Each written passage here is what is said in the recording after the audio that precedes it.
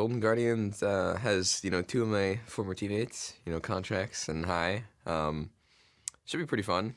High specifically makes teams weird to play against, like FlyQuest and stuff. There's a few times in Spring Split where the games were super close. It felt like it was really impossible to get farm without just some big fight happening immediately, because I guess High is just really good at recognizing where big waves are crashing and stuff, so he'll call for people to join up for it. So I think it'll be a really rough match, actually. I don't think they'll go down very easily. They should be one of the better teams early on in the split for sure, and then we'll see how they can go. Hello and welcome back to Game 4, where the Golden Guardians aim to defeat Cloud9. Let's go ahead and jump right into the starting lineup. Selecting the blue side, it's the Golden Guardians, with Lourlo in the top lane, Contractz in the jungle, High shot calling from the mid lane, Deftly bottom, Matt on support, and Coach Loco. And that means challenging them on the red side, it's Cloud9. Top lane, Licorice, the new guy in the top lane. Jungle will be Svenskeren, mid is Jensen, bot is Sneaky, support is Smoothie with Coach Reaper. I gotta ask you, do you like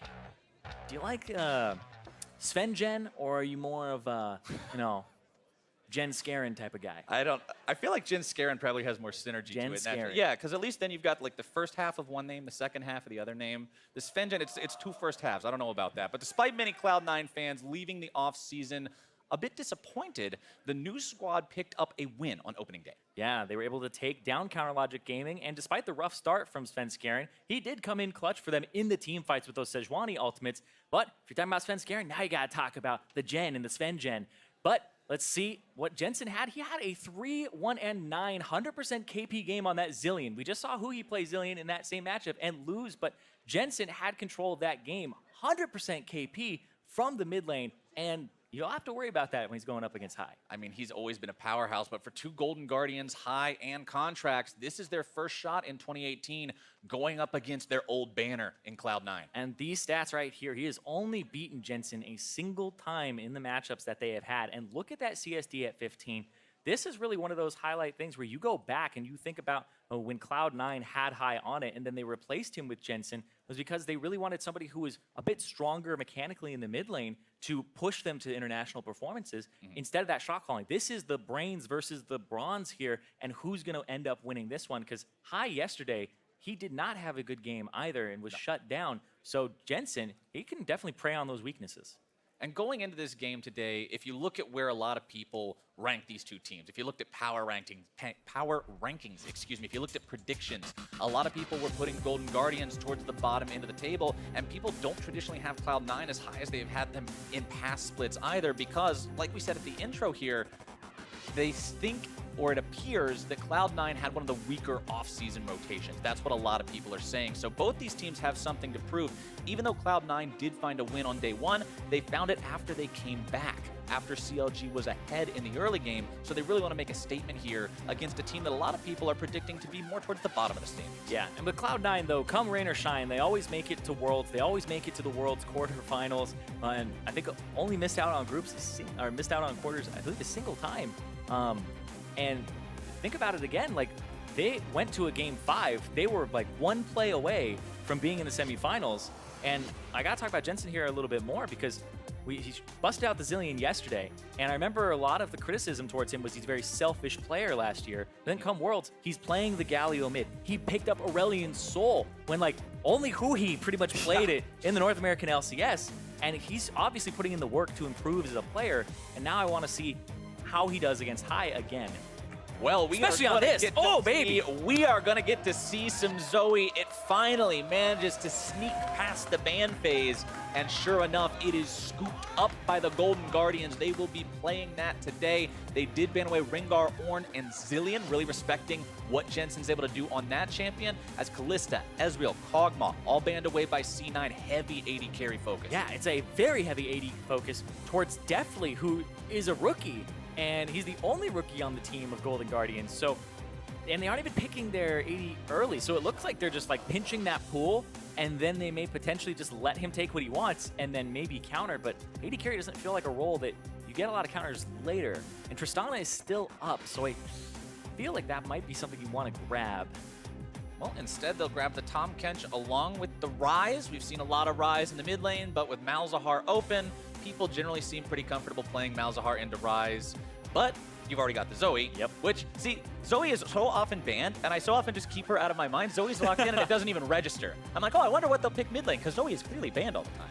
Yeah, and it just looks like they're just going for counter pick here on Cloud9's side. Able to pick whatever they want into the mid. They'll be able to see whatever AD carry comes out and then pick against that.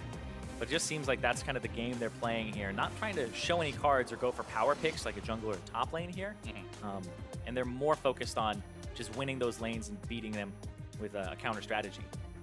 That new splash art for Varus still throws me off. I'm so used to seeing the old Varus that whenever I see the new one, I'm like, wait, what champion is that?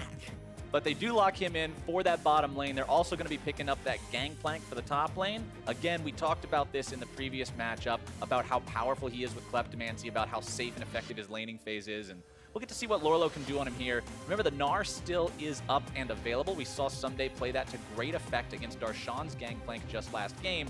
So maybe that's what Cloud9 will go for, maybe not. Right now, they're thinking about that Trist that you already mentioned earlier. Yeah, I think the Tristana, for me, is actually a higher priority than the Varus, because there's a lot of safety in that Tristana and a lot of playmaking and hyperscaling, whereas the Varus, you really do need tanks to operate or a protection support, a very potent protection support, to get the maximum out of your DPS, because Varus is no longer that poke champion from far away. He's an auto-attack based, use your passive, get a lot of these auto-attacks off and just have that DPS uptime, but with a 575 range, you do have to be in the threat range of things like the Ryze, the Tristana, to output that DPS. And on the side of Cloud9, you've also got to be looking at the fact that one thing that Tristana is sort of notorious for, the buffering of the rocket jump. People constantly call for remakes in the Twitch chat, constantly spamming stuff about how it seems completely broken because you can buffer it properly during the cast animation to get out of CC. And against something like Zoe that will literally kill you from 100% HP to 0 when you get CC'd, being able to buffer out the Sleepy Trouble bubble is pretty big. Oh, I saw Azale try that once, and he still got killed. He jumped away. I saw that same clip. He jumped away. He jumped away, but the Zoe read him like a book. Yeah, and I was like, in this situation, is it more optimal to jump into the Zoe?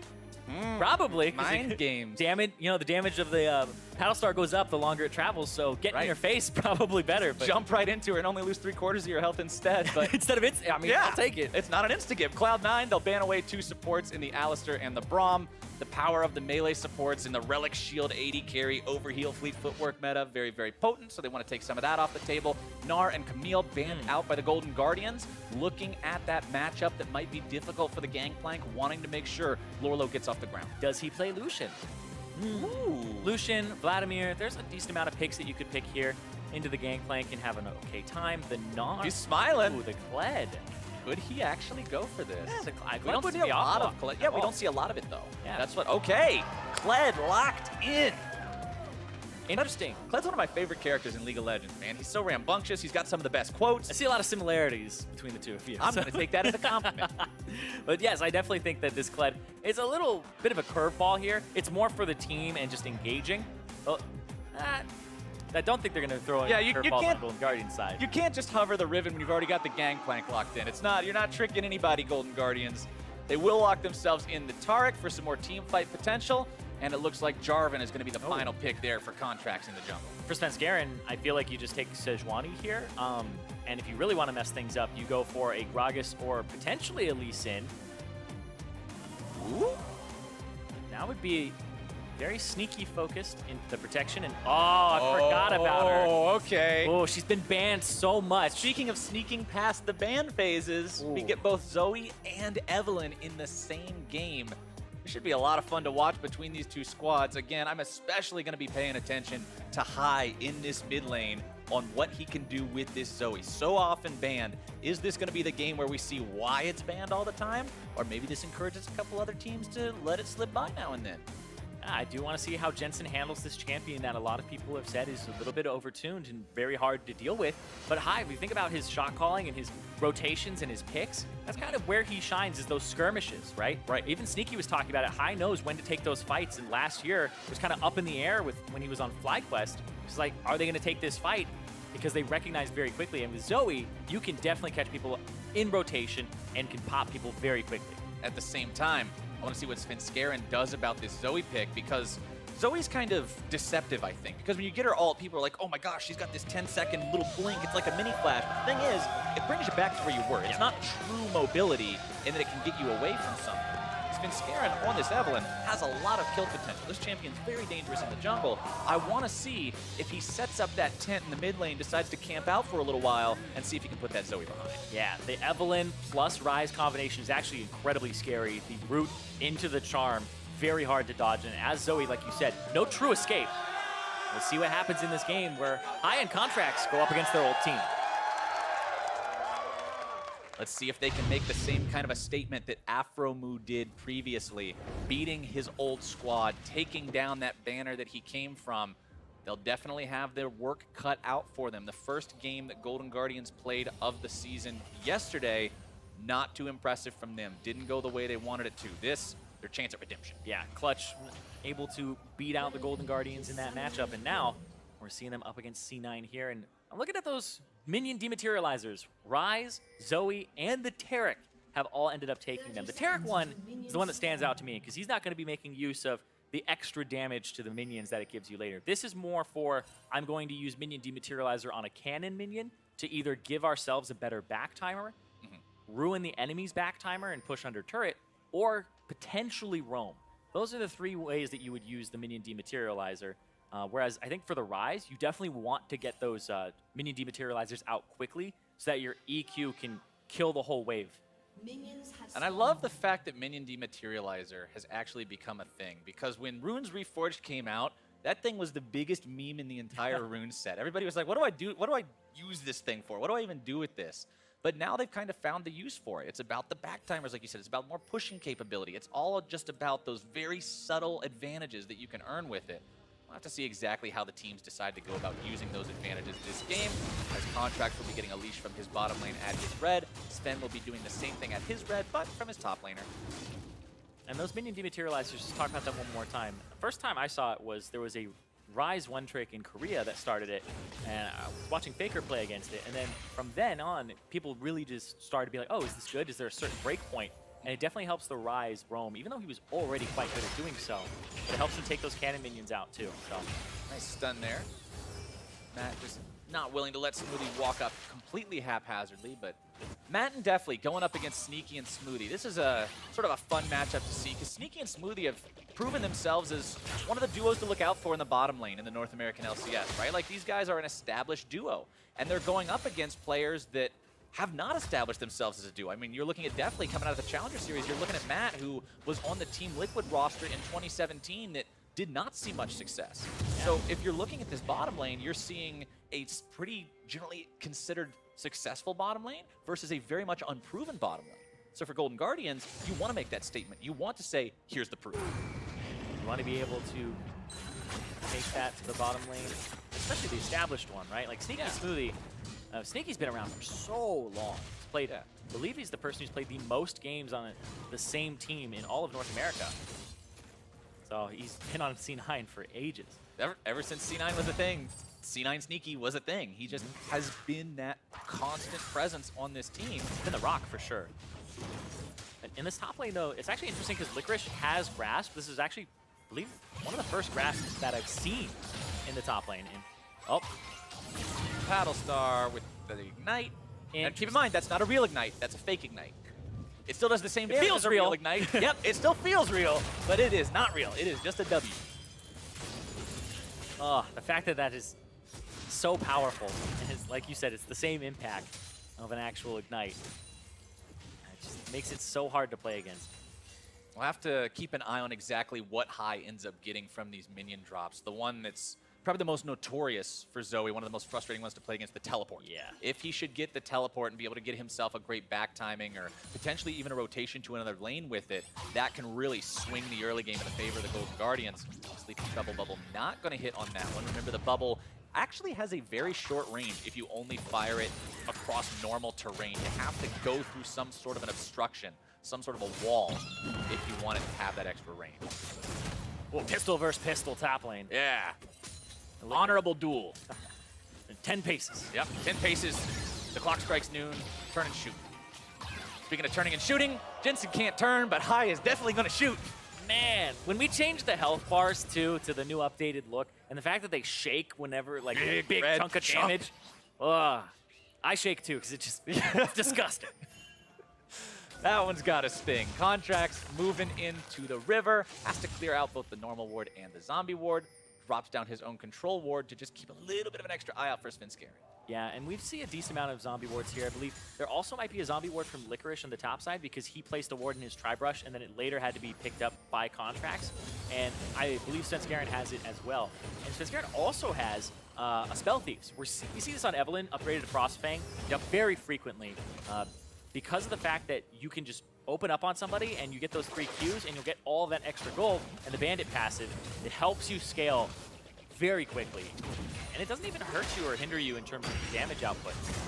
Plus, you end up getting a Spooky Ghosts, which help you for chasing people down, setting up your entire combo. Evelynn has the damage. The thing is, you just have to set that charm on them, wait a couple seconds for it to actually prime the stun. If you have a Spooky Ghost, waiting really isn't that big of a deal. I don't actually see too many Evelynns upgraded all the way, interestingly enough. Maybe that's more of just a solo cute cheese. Maybe. There's a reason I'm not a professional player, Zyrene. I mean, the thing is I've saw most of the Frost Queen's claim, Frostfang, and recently I've seen people actually go the distance with the Frost Queens, kind of realizing just how good it is. So he might actually do that, like you said, but it's not something that I've seen in the last month or so. But Contractz looking for sneaky, but just a flash. Flash away. Contractz decides to try to go back in, see if he can catch him looking the other way, but not quite. Sneaky's more than aware enough to get away from that one. Contractz not finding the knock-up with the EQ that he wants. Walks back away. Well, teleport from Licorice to the top side to match the teleport from Lourlo from earlier. Ooh, nice stun though. Yeah. But Tahm Kench. Yep, no rocket jump buffer or anything like that. And I think the Tahm Kench is actually important here because it was picked immediately after the Zoe to make sure that they have something for the Sleepy Trouble bubble later. If somebody gets slept, boom, just gobble them up and they'll be safe. Which is one of the best ways to actually deal with that, because Zoe does require time to set up the paddle star. She needs the duration of that Sleepy Trouble bubble to make sure she gets that maximum damage huge chunk that makes her poke effective. And Tahm Kench can do a very good job at denying that. Top side 49 to 56 CS up there, so the pick for Licorice working out well enough. Tiamat up and running on the Kled versus the Sheen for the GP. Yeah, and you have to watch Licorice, and there's kind of a microscope over him right now because he's that new guy on this team, and New kid that on the rookie. And another big thing about it is yesterday he didn't really have a good game because he was constantly dove, where Svenskeren was sectioned out of the jungle by Rainover, so he had to abandon the top side, and Licorice stayed under turret, got dove multiple times. So he didn't really have that great of a game, but was able to come back in those team fights later. But now it just looks like he's going for some more lane domination against this GP. Needs to, like we just saw him do, ward up the river so that he isn't in a position where he'll get ganked by Contractz. And when you're a rookie, there's always extra pressure on you, right? Because nobody actually knows how you're going to perform on the professional stage. People, of course, can speculate. People can make educated guesses. But at the end of the day, nobody can actually say he's going to be this good or he's going to be this bad. You've just got to show what you can actually do. Talk only goes so far. And I think that, even he doesn't know exactly how well he will do either. I mean, I got to talk to him a few times and hold on, wait, damage. No. Hello. Oh. That's only 2/3 of his HP. Must go back. Do not pass go. Do not collect $200. Collect another trouble bubble if you stick around, though. Oh, that not exactly what he wants to do. Not exactly what he wants to do. Does use the Summoner Spellbook to switch out for teleport and get back to the lane a little bit sooner. Svenskeren will charm that Scuttle Crab. I don't know how you charm a crab, but Svenskeren knows the secret art. Drowsy onto the Tahm Kench, and oh! Nobody saw that. Nope. Nobody was watching. Don't worry, High. Contractz trying to get himself away now. Oh, here comes the attack from Sven and Jensen. High forced to flash away and use the cleanse. Those were both real summoner spells, by the way. Sleepy Trouble level that time, finding its way onto Smoothie along with the Paddle Star. Matt and Deftly trying to go for the Trist. And there you go. There's that buffer that we're talking about. As long as you know how to time that, you can get out of almost anything. Practically feels like a Gangplank orange at some points. A Gangplank orange with built-in dash. So Gangplank is just a Tristana that doesn't leap. Yes, Gangplank is a Tristana that doesn't leap and has a cooldown on the range part of his auto attack. Okay. I feel like Tristana would just Top Tristana, Huni. Top lane, if there's a man to do it, it would be Huni, but he's not in this game. Instead, Lourlo and Licorice still trying to see which one of these two is going to be more effective on these champions, because Gangplank and Kled, these aren't two champions that you look at like something like a Maokai or a Galio or something that's going to be low econ, still useful if it falls behind. Kled and GP need money. They need to be relevant to the current pace of the game. And if they're not, well, tough luck. Wow. Sorry, I was just looking at High clear those caster minions at level 8. He already used all of his minion dematerializers, so don't know exactly which ones he used them on, of course. It only adds for the certain type of minion, caster, melee, or siege. I expect to use it on each kind at least once, because the first use does give you much more extra damage on that type of minion. So Svenskeren and Contractz both not finding really a whole lot of anything just yet. You can see the Tracker's Knives completed. Free boots coming in on both these junglers. One of my favorite runes in the entire Reforge arsenal. Free-ass boots. Free-ass boots. But Stopwatch is also in there, as have been proven to be an incredibly effective. Exactly, and that's why I think a lot of games we're seeing a little bit safer early games, because the early game will happen. People will invade each other like level 2 or 3 and like look for each other, try to find something. But then after that happens, you end up in this area where people are farming to get to their level 6s, their ultimates. If you're a laner, you hit level 6, you know, around 6 minutes, around 5:45 depending. And then junglers hit him at like 6:30, 7 minutes, depending on how your farm is going. And that's when Stopwatch is active. So if you want to go for a tower dive with your level 6, it lines up at the 6 minutes where stopwatches come online. So you don't really get to do those dives immediately that you would normally like to do with those ultimates. Licorice getting rowdy here in the top lane, jumping onto Lourlo, taking off about half his HP. Of course, Lourlo will have some sustain through the oranges, but at the end of the day, that Kled damage is nothing that you can just sort of scoff at and disrespect. Really gonna have to be aware of where he is and what's going on. Jensen looking to make the flash into the root. The damage comes in from Sven, but there's your stopwatch to provide High with the opportunity for the outplay. Svenskeren gets himself back, but he's not able to find the execute. Jensen still looking to get away, can't quite do it. Gangplank ulti brings down the cannons, but it will not be enough. Everybody somehow walks away. Oh, could this be the charge? Licorice, the rookie in the back. Want to ride that chocobo. Oh, he found Svenskeren! He's going in. Svenskeren going to be put to sleep. The drowsy comes out. The sleepy trouble bubble not quite able to find the mark. It's still High grabbing the first blood, but he dies for it. Contractz going to be killed number 2. It's a 2-for-1 for C9. The reinforcement there from Licorice to help them get those kills, and he picks up both of them. We talked about this kid being the rookie. We talked about that making him the question mark on the team. Prove yourself. Show us what you got. He rides into the mid lane and he finds 2. Oh, sneaky. Gonna get eaten up there. Yep. Gobbled to safety. Exactly what the Tahm Kench is built for. Yeah, but it still looks like Deftly has that lane pressure. We saw this back at the beginning of Worlds where, you know, Varus was kind of the lane counter to Tristana, but then it was Ardent Sensor really was just better on the Tristana later. So they're trying to find some advantage here, and that's gonna be a bit of damage. Nice force out of the flash from that enemy AD carry. Means Deftly's going to have to be especially careful for the next 5 minutes. Playing the Varus, that's the other thing compared to the Tristana. Sneaky's always going to have that exit. He's always going to have rocket jump. He even has his ultimate for a secondary escape mechanism. Varus, he's stuck. He's in the same spot unless he's got the flash, so you really got to be mindful of exactly where you are if you're Deftly at this point. Cloud9 enjoying themselves a very slight gold lead, 300 to 400 gold, nothing huge. Honestly, just the difference between the fact that they have 2 kills compared to 1. Yeah, right now, junglers, bottom lane. Both of them on this side right here. Oh, Matt missing that stun. Sneaky with just the move upward. And right here, Contractz warded on his red, and he's trying to, he's not doing it just yet. He's seeing if Svenskeren will go for it, and he's hovering. He's shadowing the bottom lane. Svenskeren really wanting to see if he can make something happen here. Gets the invis, starts prowling around. Remember, post 6 is when Evelynn's invisibility comes online, so the entire way that you play against this champion changes. Ooh, Ryze is here too. Once that rolls around, Cloud9 looking to make their move. Stopwatch comes through, but Deftly still going to be stuck without the flash. There's no way out. Svenskeren going to be stuck. Smoothie gets him to safety. Exactly what you said earlier, Zyrene. How do you counter obnoxious? Even more obnoxious. Gobble, gobble, gobble, gobble, gobble. He gets him out. They make their escape. They take the turret on the way there. Cloud9 up 2,000 gold now. Svenskeren still looking to maybe make more happen. Sleepy Trouble Bubble not going to find the mark. TP coming in. Licorice. The cavalry will arrive momentarily. Svenskeren looking to take down Contractz. Your Taric ulti comes in. Cosmic Radiance, Svenskeren nearly going to be taken down. High grabs the kill onto him. Contractz protected as Licorice able to find the kill onto Matt. Gives that one over to Jensen. The chase continues. Jensen wants to go on to High here, moving into position ahead of that blast cone. Licorice going to be able to find that pincer. High goes forward, immediately goes back, and Jensen goes home 300 gold richer after picking up that kill. But now you've got Lourlo in the mix. Licorice looking to remount onto that Scarl, and he gets his mount back. The man makes his escape. I can't even see the red on that health bar. He got basically all that Scarl back, and that's it. Licorice is basically a walking dead man right now. Perfect timing. That's what Kled's so fun to watch. Let's watch this again, because this was just a fiasco in the bottom lane. People showing up late, people showing up, and watch this, Deftly, he gets the Evelynn charm prepped on him. He's walking up slowly. Here it comes. That keys them off. Jensen's already there. The stopwatch through it.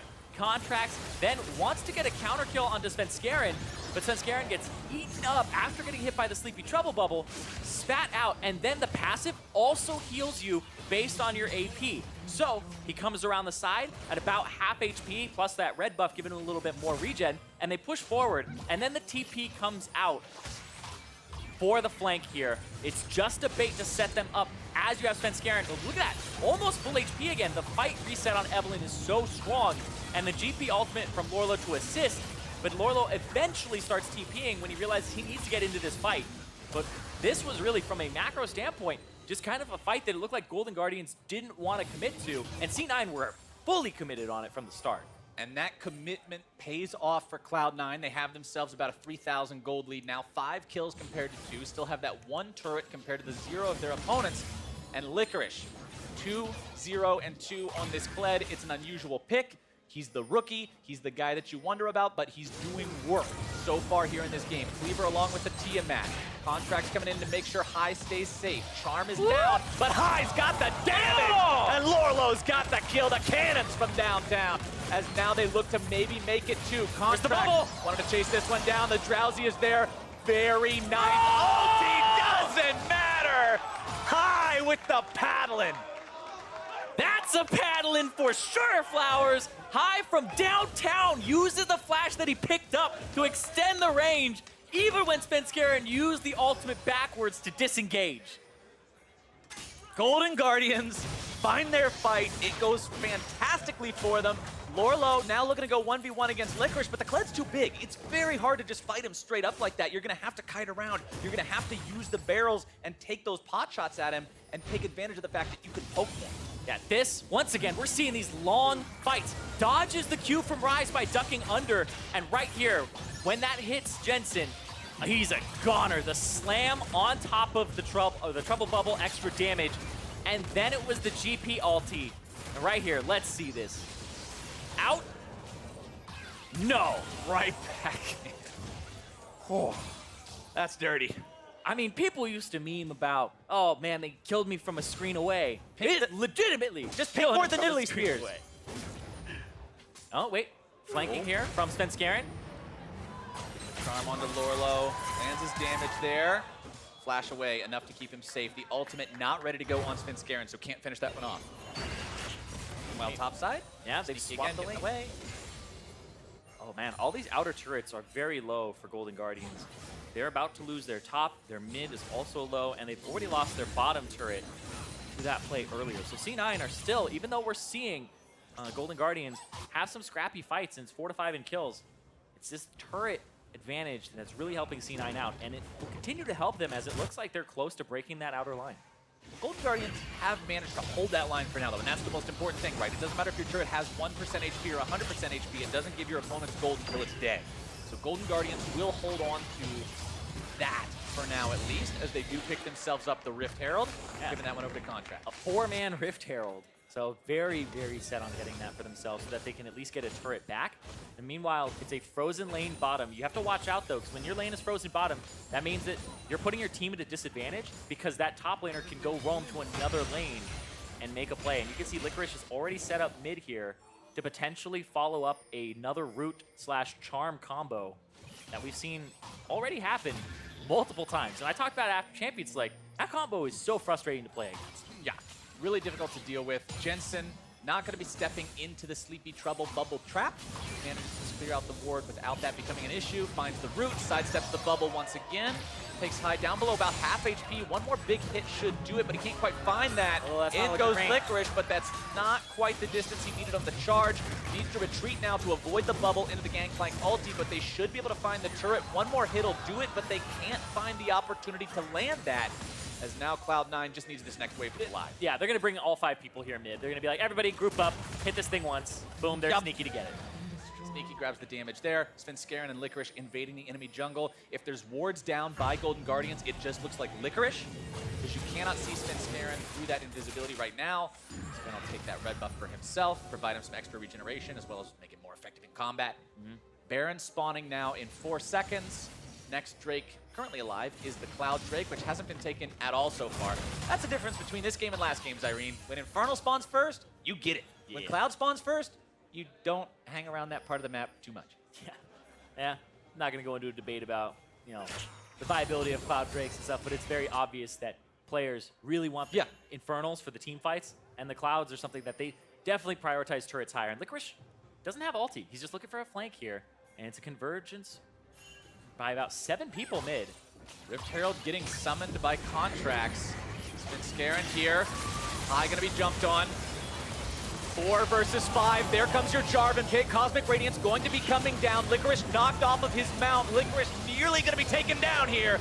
Gobbled up to safety by Smoothie. There comes your damage. Lourlo grabbing the kill. 1 for 0 so far. Golden Guardians. Shelly rams her head right into the turret. They look to push this one down. Take an objective along with the fight victory. The gold lead closed now down to 1,000 gold. Trouble bubble nearly finding Sneaky, but nearly is not enough. Golden Guardians back away with the win. That was a 5-on-5 fight, but only 1 member dropped, and it was Smoothie there, but they got the turret on Golden Guardian's side, so we're only looking at that 1 turret disadvantage here for them, so about 1,000 plus gold, but... Trouble bubble just has a very slow projectile time. Yeah. Quick, was that a real flash or wrong, or a fake one? Because of the fact that his flash is already on CD, I'm pretty sure that was a fake one because the flash is you're right. CD. You got me. Yeah, that was a meme flash. Good eye, Flash. Just testing it. All right, Lourlo, Sterix Gauge procs, popping the barrel, throwing the ulti. I don't know if this is going to be enough, though. He's trying to stay alive, but... Oh, for the orange cooldown. Stopwatch enough? That comes down to save him. Lourlo walks away. 2.5 seconds, baby! 2.5 seconds. We talked about how long that is in League of Legends time, and today it was long enough to keep this man alive. Lourlo walking out of that one, maintaining the deathless scoreline. Yeah, that stopwatch puts a damper on a whole bunch. But top lane, though, Jensen actually getting chunked out, and he's able to get away with the ultimate. Jensen stays safe. So many close calls this game that aren't actually resulting in kills. Let's take another look at what happened on this one. Around. Yep, his Flash is already down. Hits Sneaky with it. Oh, Smoothie was like, I'm on my way! But not quite. Man, not close enough. This pick, like, I thought it was going to be a super good pick for High, but I didn't realize it was going to be something that allows him to really go up against Jensen and have 100% KP, affect the map, roam around and play that skirmish style. He's up right now in terms of levels, and he's doing a fantastic job for Golden Guardians, whereas yesterday, he had the most deaths on his team. And when you reference this to the stat that we saw at the beginning of this match, the fact that High is currently 1-8 in his matchups against Jensen, this is a really good omen that he's been able to have this effect, because apparently he struggles in this matchup. So you want to see this kind of effect. You want to see these kind of score lines and this impact. Yeah, and we're seeing Contractz and High kind of buddy up here to go up against Jensen and Svenskeren, and it's been working out so far. Svenskeren ended up, kind of getting the worst of those fights in mid. And this Evelynn really does favor that roaming style, getting to those side lanes and picking, but the combination of the Ryze Evelynn, it looks like Golden Guardians said, we know you want to play towards it, and they're able to kind of counter multiple times. Clearing out some wards now. Remember, Baron is live 23 minutes into the game with only 1,000 gold separating the teams. A big Baron player, even a team fight over Baron, could determine a lot about the remaining pace of this game. Both sides likely very aware of that, playing this carefully, not wanting to give away a game for nothing.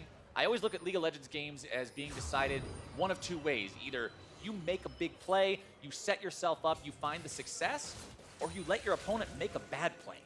And neither one of these teams wants to be the one that gifts that bad play over to their opponent. Golden Guardians pushing this wave out here in the mid lane. Sneaky and Smoothie hanging around to just push it right back. You can see Smoothie staying ever so close to Sneaky, just in case High's waiting over the wall. He's not willing to let what happened last time happen again, while Licorice continues the split push in the bottom lane, making sure he gets the Demolish proc before backing away. Yeah, Licorice actually behind about 1,200 gold right now. Even though he's 2-0 and 2, the Gangplank is just making bank constantly with the fact that he has the Klepto, and he also just has the parlay extra damage. So like we saw there. And that's why people are comfortable picking this champion the way they are, right? That's why we see this champion getting picked blindly. It's why we see it getting picked early, because of the fact that it's so safe in lane. You use the Klepto to provide yourself the extra potions, the extra sustain, you get money, and even if your opponent is making moves across the map, I mean, Lourlo's not doing poorly. He's literally just 1 assist behind his opponent, but he's got that extra money because he picked the champion he did. Yeah, and really, I feel like Gangplank is kind of now the essence of the phrase, don't worry, we scale. Yep. Because he's going to scale. Whether you like it or not, he's going to get to that point. When we saw even yesterday where CLG was playing against C9, they camped the Gangplank, killed Licorice twice on it, and he was still having teamfight impact with his barrels and his ultimate. And so, Lourlo, he's in that spot now, but in a much better one. He wasn't camped. He's able to beat up thousands of gold now, and hold on. Oh, damage comes through, and Smoothie's not quite able to get there to find the safety. Cosmic Radiance comes in. Contractz going to be the target for now. Sneaky utilizing the stopwatch, giving himself okay. Damage onto Contractz. Licorice grabbing the killing spree, though, on to Deftly. The retreat from the Golden Guardians, as now the counterattack from Cloud9 is in full force. Matt trying to get back. He's likely going to be taken down here. Licorice with the rampage, and C9 finds 2 for 0. And they are just working around that cooldown of High's high, just constantly throwing out Sleepy Trouble bubbles, not really landing too many. Got one on Sneaky there later, and the first one on Jensen, but the Battlestar not able to connect and do enough damage when you have this Kled up in the face of the Zoe. And all this money is going on to Licorice. I mentioned at the beginning of this game how both of these champions need that, and he's getting that. Watch this. This is actually a shield and a half there from Jensen. He would have been down a lot of HP if he hadn't have shielded there with the Seraph right before. But you see, Sneaky jump away, he's asleep, but he's far away from the fight. And now High's in a position where, who are you gonna hit? I guess you hit Licorice, but this guy is tanky, he's up in your face. And Zoe really dislikes when people are up in her face because, like I said before, the Battlestar, damage increases the further it travels. And so this Kled will ulti and get so many people up on that back line that it really just does reduce the damage of the Zoe by a lot, if you can get people up there. One thing I really want to point out, as they've just become active Guardian Angels for both top laners. Gangplank and Kled both got to go down twice now, and for Kled it's even more annoying because of the fact that you have the Scarl and the ability to regenerate massive amounts of health through the remount mechanic. So Licorice is going to be incredibly difficult to take down, as now they look to make the dive onto Lourlo. The damage is there, the turret falls to Demolish. Lourlo getting himself back, Hysteric's gauge proc enough to keep him shielded and alive, but the turret dropping is what C9 came for. Yeah, exactly. They wanted that Demolish. They're actually running unsure, but that Demolish has actually done a lot of work for Licorice so far. Been able to push up turret. And I believe Smoothie also probably has it. You actually see quite a few people taking it. It's a very effective tool for taking down turrets, considering so much of taking down the turrets just seems to be chipping away at them. Yeah. When one of the chips turns into a chunk, it's pretty easy to take the thing down. What's interesting, because I've talked to a decent amount of supports, like Aphromoo, for instance, really likes unflinching as opposed to Bond of Stone, or Font of Life, I guess is what it's called now, Font of Life. And those all share the same spot. So the fact that Demolish is being taken on, I believe, multiple people here is actually pretty interesting. Cloud9's got themselves a 3,500 gold lead 28 minutes in. Infernal Drake is spawning next. Baron is still live. Neither team has really made a big effort towards that just yet. Cloud9 seems to be pretty happy playing this split push game, utilizing the pressure from Lourlo, or utilizing the pressure from Licorice against Lourlo, excuse me. But Lourlo's still farming up a storm. Drowsy finds its way onto Smoothie, who can't save himself, but not quite close enough to land the Battlestar. It'll be the second time we see that this game, coming up just a little bit short to flambe that catfish. Yeah, I like that we don't show the Zoe going back and then firing the Battlestar, so we're just as surprised as the player is when they get hit by it, or when it falls a little bit short. Looking at where we are in the game, Cloud9 with pressure in both side lanes. Golden Guardians just seem strictly reactionary at this point. They're moving back and forth. They're trying to stop the Ryze. They're trying to stop the Kled. They're just trying to keep themselves afloat here as they figure out how to address this Cloud9 problem. Yeah, they're trying to scale up a little bit, but at the same time, I feel like the Ryze and the Tristana both scale incredibly well. I understand they have a Gangplank and a Zoe, but I don't know. I feel like the Zoe, you need a little bit more vision control. Wrestle it back is kind of the process they're going through now. It's the LMS strategy. Go to 55 minutes, coin flip a team fight. Whoa. We still got another 25 minutes to go if that's what they're doing, so buckle your seatbelts. 51,500 gold to 55,500 gold, 4K lead. It slowly builds for C9, and now they're looking to build it more quickly, moving onto the Baron. That will force the ult out of Lourlo. Gangplank not having that available now for the next, what is that, about minute and a half. Means that they will have that window to work with for the side of Cloud9. Okay, so I just checked up on it. It looks like Smoothie has the font, has unflinching for himself, so he doesn't have the demolish here. It's just Licorice, but I guess when they took down that mid turret, he was close enough and actually contributing to it. But the fact that he was in his split push champion, taking that split push keystone, or not keystone, but I guess rune.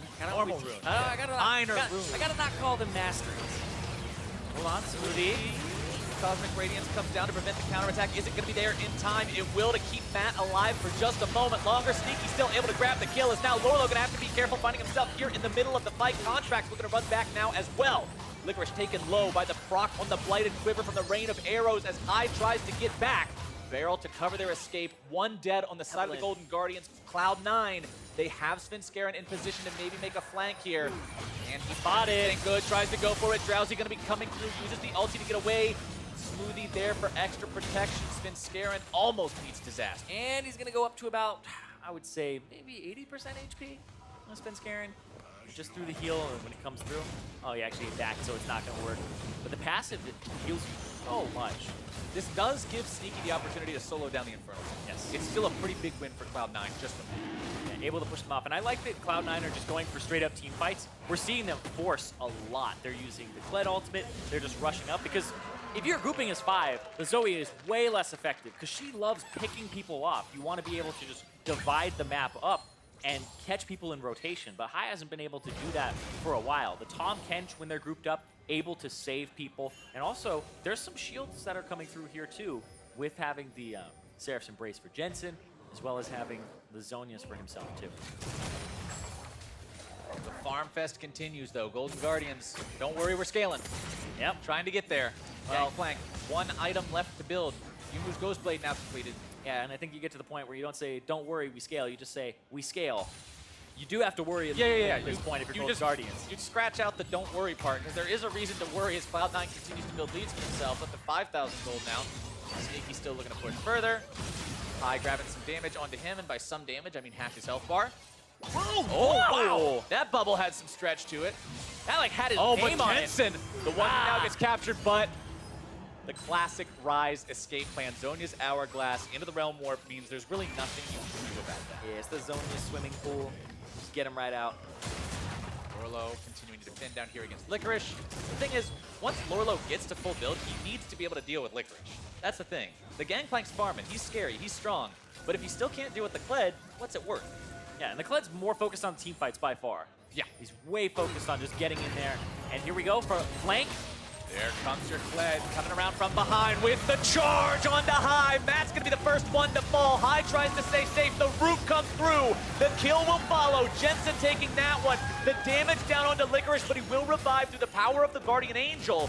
They're trying to keep him alive. The barrel not quite timed the way it needs to be. It's 2 for 0, and one of those 2 is critically that Zoe that would otherwise stop them from maybe making a move onto Baron. Contractz is still here. He's healing up from the Warmogs. You still got Deftly and Lourlo for damage, but Cloud9, will they go for this?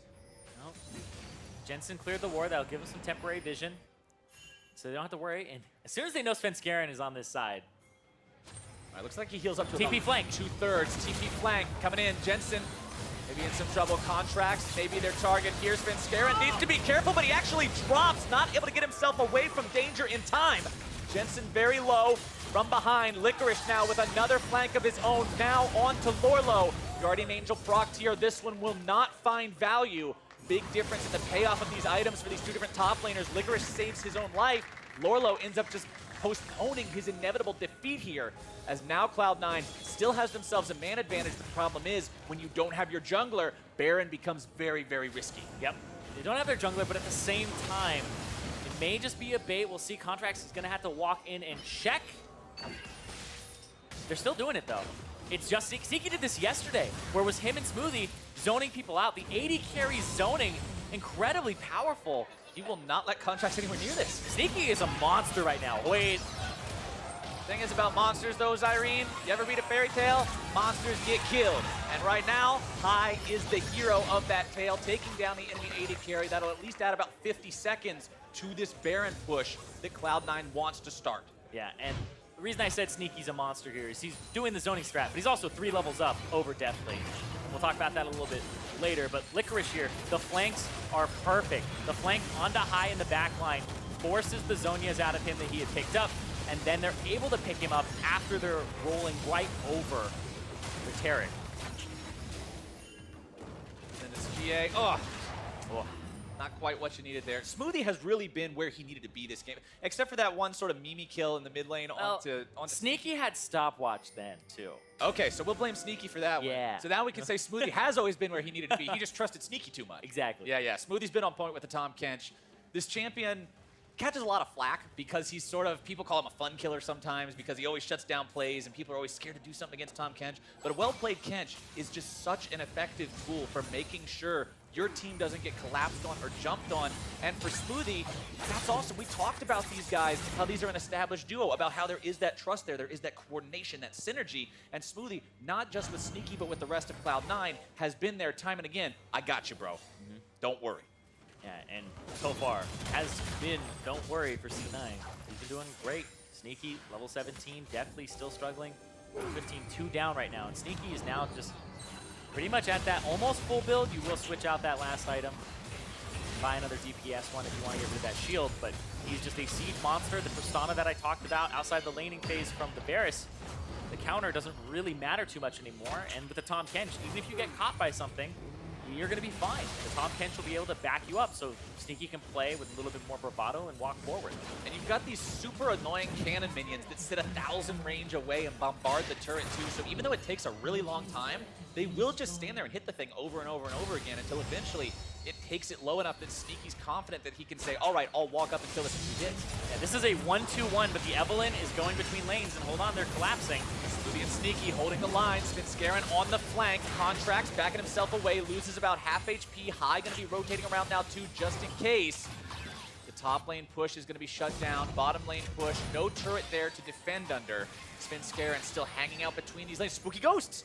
Yeah. Ah, the real ones. Yep, fully evolved item. Finally picked it up there. Sat on the Frostfang for a very long time, but yeah, like you said, his second to last item. Sneaky and Smoothie continuing to push up here in the mid lane. Explosive charge down onto the turret, blows it to smithereens. And now you've got 3 exposed inhibitors on the side of the Golden Guardian. Times are dire. Something has to happen. High's going to be taken low. Licorice sounds the horn. He charges in. What can they find? They're able to get Matt. They're able to get Contractz. They're able to get Deftly. It's 3 dead on the side of the Golden Guardians. About to be 4, but the remaining 2 get away. Cloud9, 5 men strong in the base. Look to end this one right here. Cloud9, High, he's going to try to stop his old team here. I don't know how well that's going to work, Cyrene. They've got minions onto the Nexus turrets. One of those is already down. Demolish is ticking away. Licorice should be able to end this second one. High still just doing his damnedest to try to defend here, but instead he's going to be brought down on his own stairs to the fountain. And 38 minutes in, Cloud9 defeat the Golden Guardians with a couple more ticks of the minion auto attacks. Into the fountain they might try to go, but instead the game just ends. And Licorice, a smile on his face after yesterday's performance where they were able to come back, ends this game 7-0-6. What a performance. When I said this guy needs to step up, he jumped all the way up. This was exactly what you want to see out of your top laner. When I see somebody lock in Kled, I see a guy who's going to be able to split push, who's going to be able to duel, and who's going to flank and provide a massive amount of threat into the enemy backline. All 3 of those boxes, check, check, check.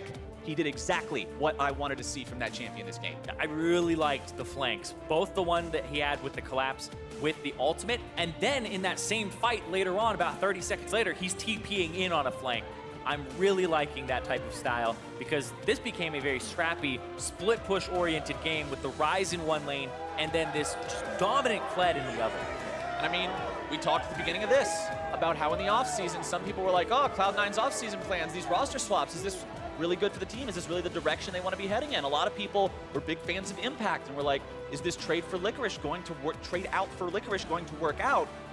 And if he can keep putting up numbers like that, if he can keep having performances like that, I'd say the answer is yes. But the rest of the team, we talked about Smoothie doing his role, constantly keeping the team safe. Sneaky, constantly pushing up. I love watching Sneaky play AD carry because he's so confident in his movements. It's like you mentioned, dodging away from the stuns, those slight adjustments. He doesn't waste time overcorrecting. He doesn't waste time playing too safe. He's always where he needs to be, which makes him a lot of fun to watch as an AD carry. Yeah, and Cloud9, a whole bunch of the criticism towards them as well was, Jensen kind of has to carry everybody sometimes, and it's like one person steps up, another one slumps, and back and forth, and finding consistency has always been an issue for them. But if Licorice is able to have more performances like this, they'll have multiple carries across the map, and that's something that bodes well for them moving forward because that was definitely a worry, like you said, with the rookie coming in. A solid Cloud9 victory, but to get their thoughts on that game, let's throw it over to the analyst desk. Thank you very much, Captain Flowers. Solid to say the least as Cloud9 moved to 2-0 at the end of week 1. But really what I want to focus on here is the 2 new additions to the roster. Again, during the offseason, one of the orgs that was criticized most for their moves was Cloud9. People saying that perhaps this was a downgrade, if anything, over Impact Contractz being the previous holders of those 2 roles. So, Licorice, Svenskeren, 2-0 week is a great way to start. But what's our thought on their individual performances? Yeah, so a lot of times you'd expect C9 to be slow starters. And if that just means the first game where they were slow starters at the start of the week, that's it. But in this game, they came flying out of the gates, especially this 2v2, which turned into a 2v3 thanks to Licorice's run. I mean, everyone played this super well. I love High going, using his ult to grab another flash to get out of that fight. They disengage it, back off, really nice skirmish. But Licorice has had priority in this top lane this entire time, having that counter pick. So he roams down, he's able to re-engage this fight as Svenskeren does. He baits out the Jarvan going in. You see all the stopwatches getting popped. That's why it's so hyped.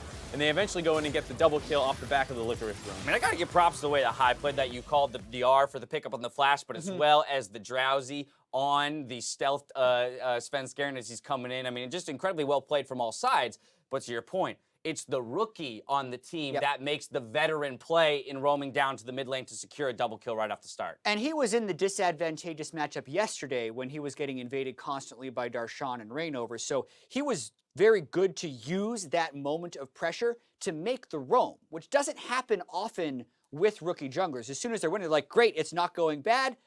I'm going to continue to do this. He actually takes the risk to leave lane and makes a good play. And Licorice in the challenger scene, if people didn't watch him there, he was not like, I'm a tank player, I just hope my teammates carry me. He was a carry a primary portion of the season where he's playing things like Camille all the time and snowballing leads. And so you can maybe start looking forward to performances like this more often. I mean, that seems to play perfectly into what you said yesterday, that the top lane feels like the X factor in League of Legends right now, right? In terms of what can be played there. We've seen Lucian top, we've still seen some tanks be prevalent at times, and more of those bruiser carries. Yeah, I think mid lane actually is currently a little bit limited. It's actually a pretty small pool. It's the jungle and top lane where you really get to flex your team composition muscles and decide what you want to play.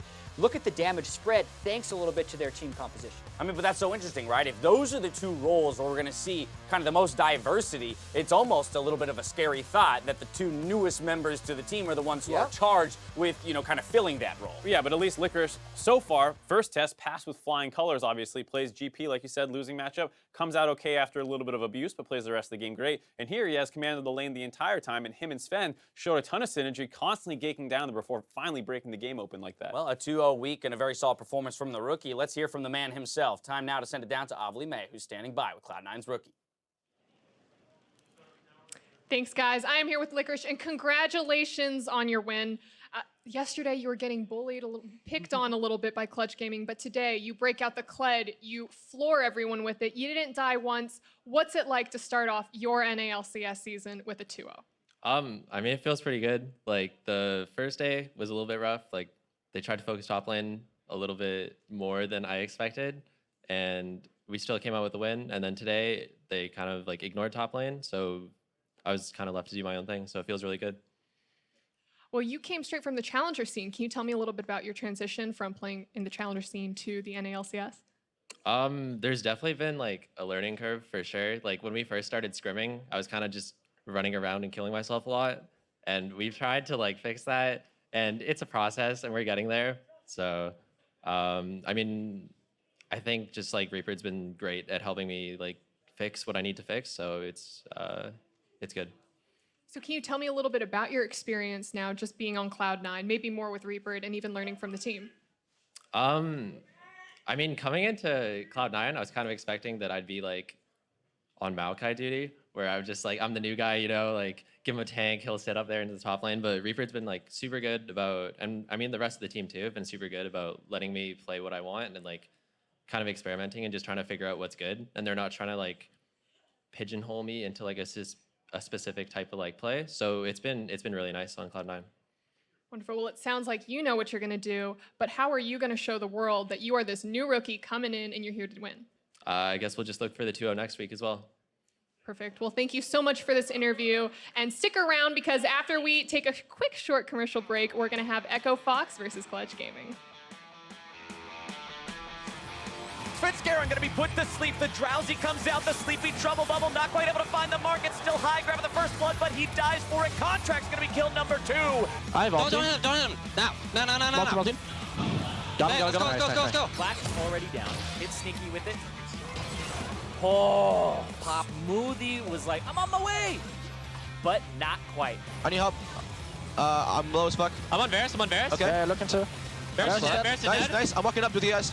Licorice sounds the horn. He charges in. What can they find? They're able to get Matt. They're able to get Contractz. They're able to get Deftly. It's 3 dead on the side of the Golden Guardians. And 38 minutes in, Cloud9 defeat the Golden Guardians